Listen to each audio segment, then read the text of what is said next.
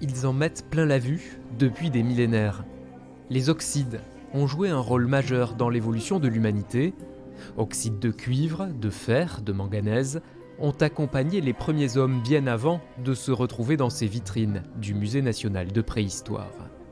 Les oxydes, en fait, ce sont des composés chimiques qui associent de l'oxygène et du métal. Le plus souvent, on les trouve associés à de la terre et puis à des masses rocheuses, des petites concrétions rocheuses. Donc c'est quelque chose qu'on trouve de manière très abondante dès lors qu'on est dans des niveaux géologiques qui contiennent ces oxydes métalliques.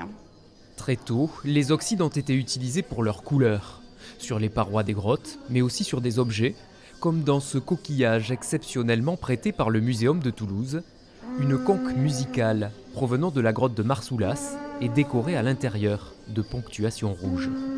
Ces ponctuations rouges sont tout à fait comparables à la technique de réalisation de la figure emblématique de cette grotte Marsoulas qui est un grand bison. Par ce lien oxyde-couleur, on a la mise en évidence aussi d'autres pratiques culturelles de ces sociétés du Paléolithique en lien avec le son, si ce n'est la musique.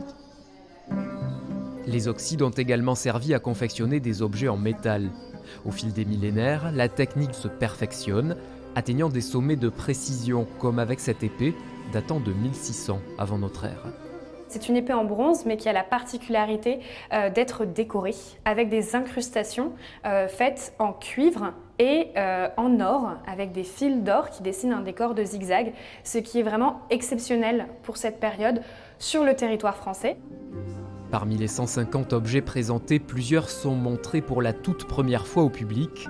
Une exposition inédite qui s'accompagnera de 5 conférences complémentaires échelonnées jusqu'au printemps.